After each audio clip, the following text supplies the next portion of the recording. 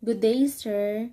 I'm just want to tell you, sir, that I use two gadgets, which is I use my cell phone to take videos, and then the other one is my iPad to read the questions. So, let's start. The first question is, what is the certain fundamental beliefs called postulates underlie auditing theory? Which of the following is not a postulate of auditing? Letter A. No long-term conflict exists between the auditor and the management of the enterprise under audit. Letter B. Economic assertions can be verified. Letter C. The auditor acts exclusively as an auditor. And letter D is an audit has a benefit only to the owner. So my answer is letter D because it talks about the relations of audit and the owner. Why I did not choose letter A, B, and C? Because these are the postulates of auditing, and it talks more about building the technical and legal structures of auditing. So number 2, the question is, in all cases, audit reports must, letter A, be signed by the individual who performed the audit procedures. Letter B. Certify the accuracy of the quantitative information which was audited. Letter C. Communicate the auditor's finding to the general public. And letter D. Inform readers of the degree of correspondence between the quantifiable information and the established criteria. So, my answer to number 2 is letter D, because auditor's report must be really addressed to the shareholders and the board of directors. And I did not choose letter A because it only talks to one person, not in general. And then I did not choose letter B also because it is likely talks the job of auditing. And also I did not choose letter C because it is likely talks about finding an information to the public area. So let's move to number 3. So the question is, the auditor communicates the results of his or her work through the medium of the letter A, engagement letter, letter B, audit report, letter C, management letter, and letter D, financial statements. So my my answer to number 3 is letter B, because through audit report, the auditor will communicate to the shareholders about the results of his work. And then I did not choose the letter A and C because these are the documents and the exchange letters by a clients and a company.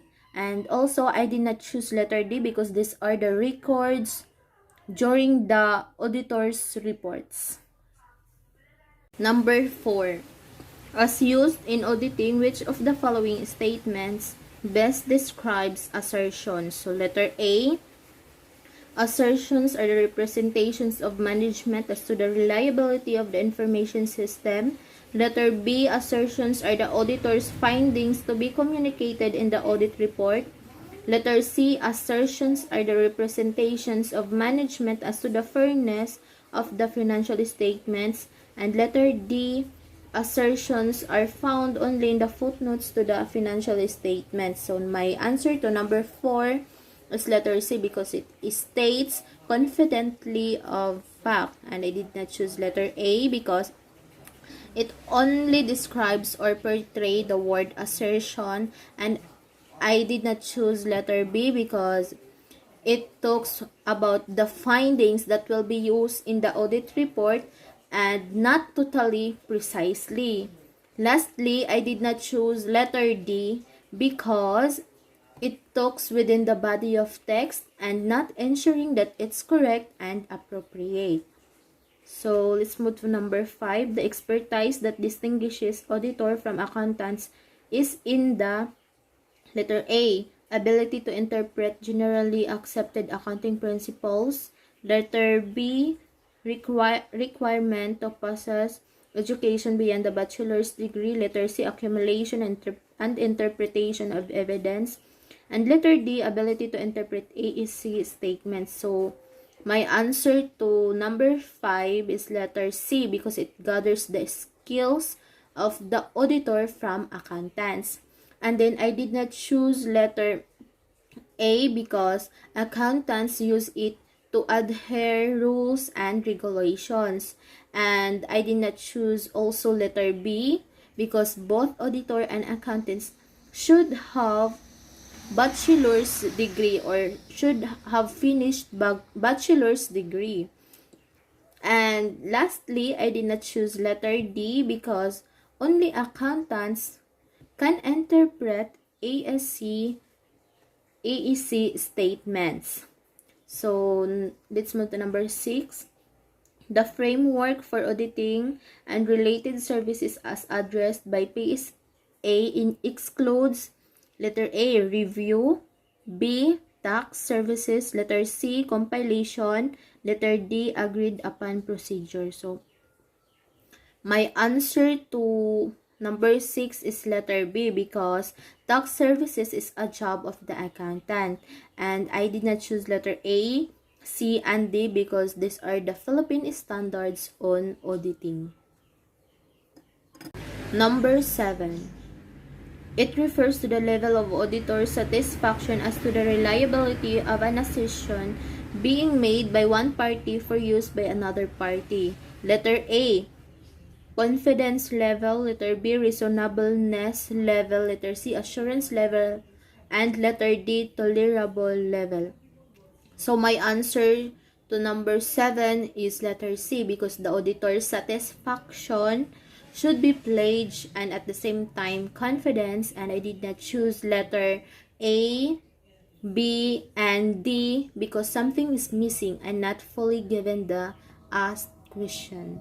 So let's move to number 8. Indicate the level of assurance provided by audit and related services. So my answer to number 8 is letter A because the level of assurance in audit must be high and the review should also focus. And I did not choose letter B because it focuses only on audit and it should focus to the review of an output. And also I did not choose letter C because the audit is negative, and that's the big mistake. And lastly, I did not choose letter D because they put limited in agreed upon procedures, and so it should also put something in compilation, not the word none. Number 9. Which of the following is true of the report based on agreed upon procedures? So letter A, the report is restricted to those parties who have agreed to the procedures to be performed.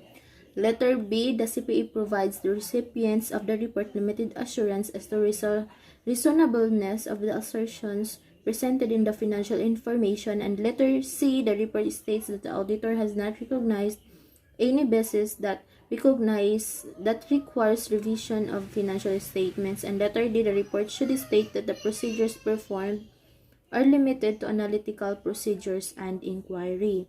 So, my answer to number 9 is letter A because it should be restricted, especially when specificity of the desired results. And I did not choose letter B because it specifically talks about the accountant and its report. And also, I did not choose letter C because it's something says that auditor did not recognizes any basis, which is false.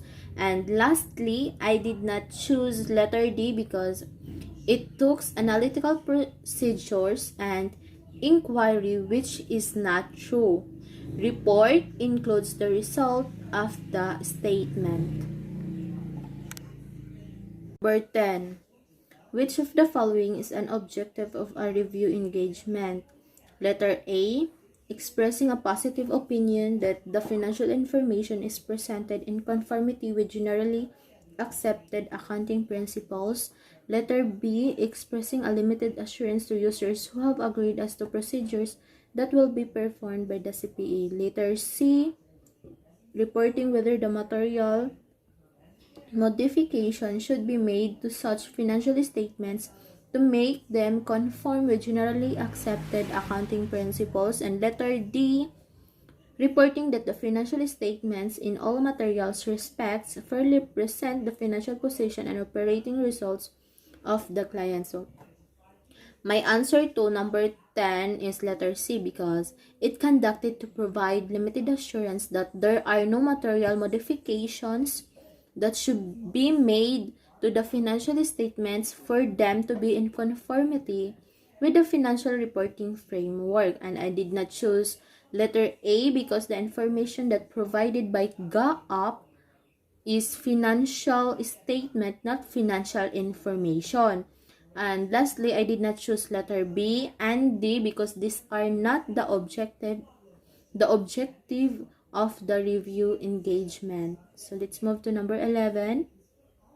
According to Philippine Standard on Auditing, or PSA, the procedures employed in doing compilation are letter A, designed to enable the accountant to express a limited assurance. Letter B, designed to enable the accountant to express a negative assurance. Letter C, not designed to enable the accountant or to express any form of assurance. And letter D, less extensive than review procedures but more extensive than agreed upon procedures. So my answer to number 11 is letter C, because auditor is assigned to express any form of assurance. And I did not choose letter A and B because accountant is not designed to express any form of assurance. And lastly, I did not choose letter D because it does not correspond to the question being asked. So let's move to number 12.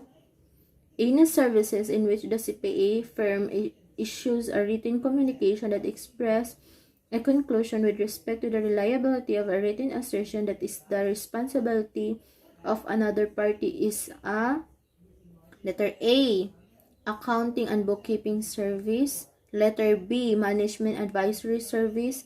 Letter C, attestation service. And letter D, tax service. So my answer to number 12 is letter C, because it's an independent review of a company's financial statement conducted by an CPA. And I did not choose letter A, B, and D because these are not the precise answer.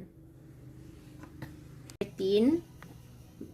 The question is, the three types of attestation services are letter A, audits, review, and compilation. Letter B, audits, compilations, and other attestation services.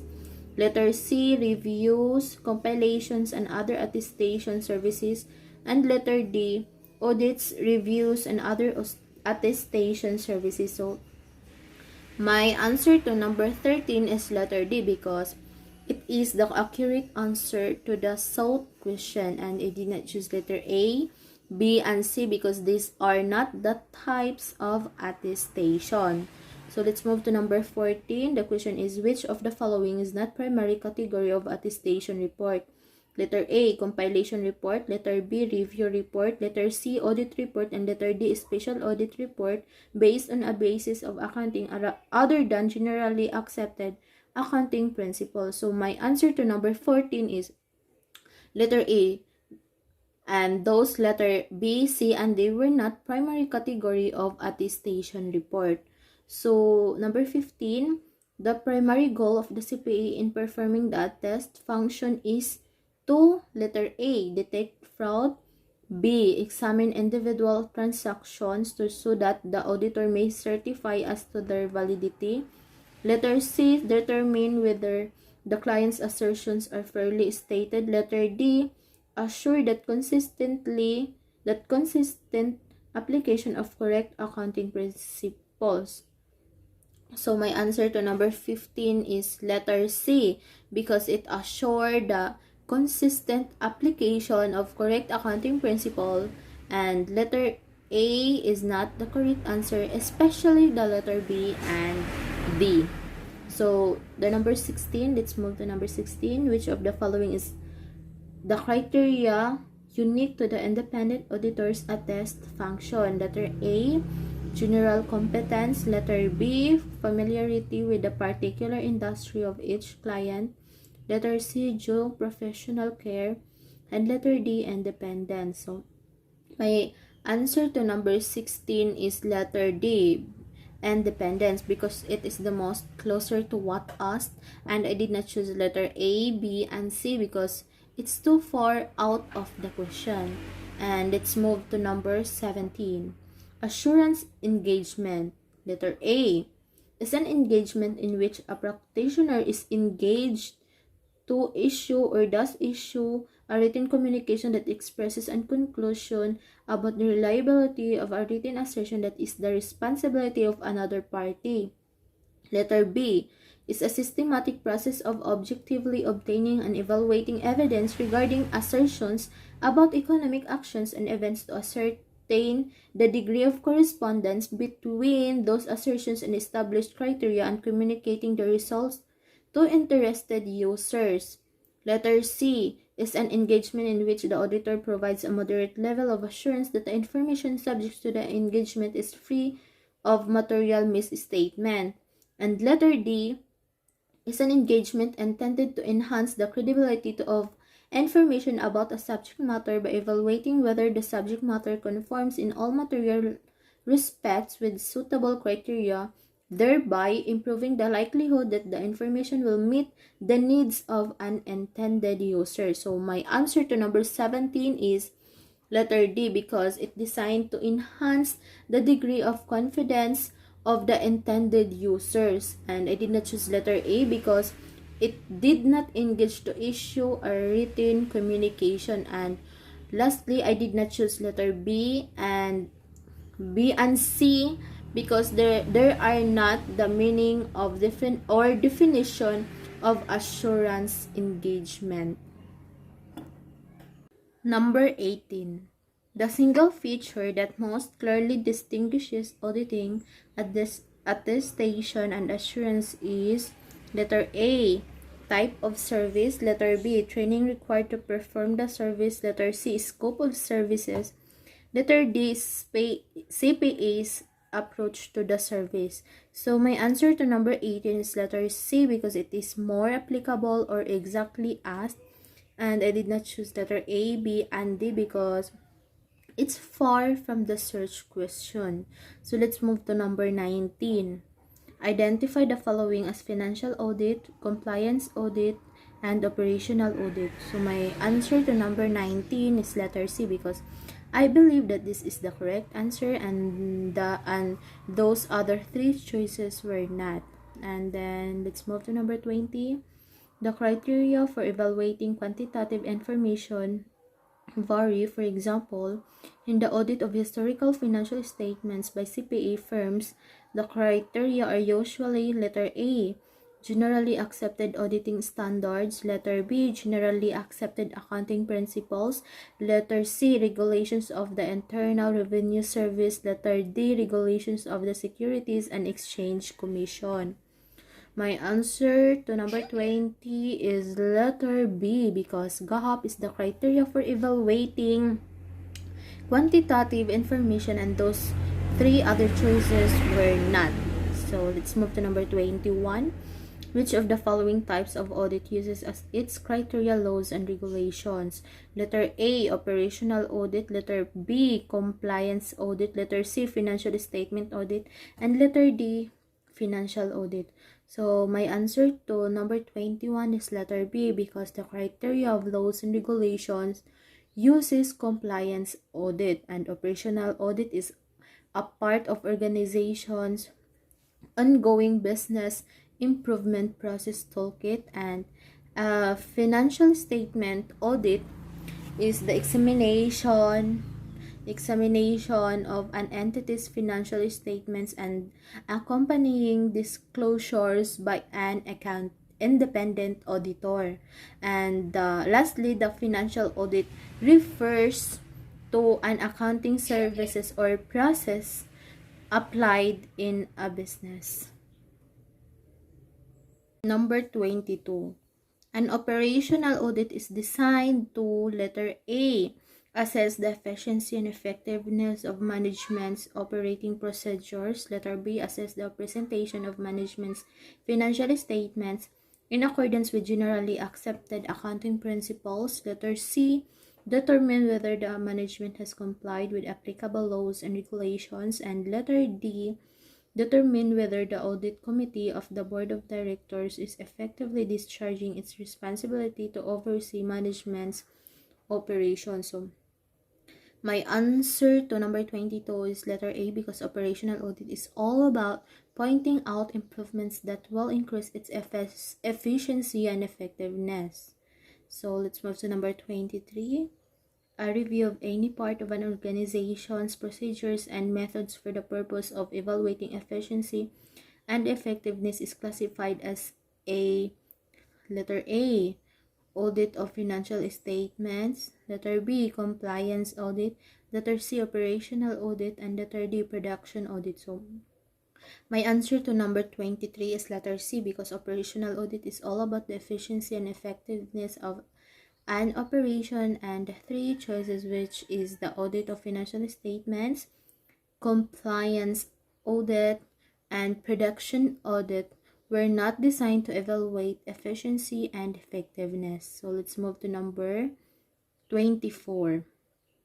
Which one of the following is more difficult to evaluate objectively? So letter A, efficiency and effectiveness of operations. Letter B, compliance with government regulations. Letter C, presentation of financial statements in accordance with generally accepted accounting principles.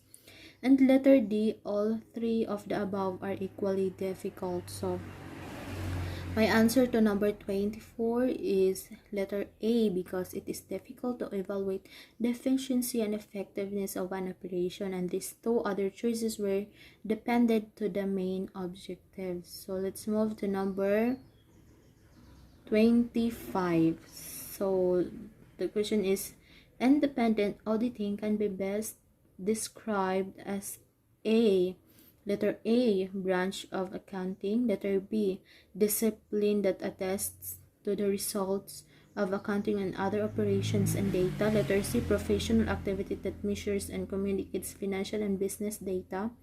And letter D, regulatory function that prevents the issuance of improper financial information. So my answer to number 25 is letter B, because the independent auditing or auditor is required to give an opinion on the information presented by the company, and the three other choices were not pointing the independent auditing.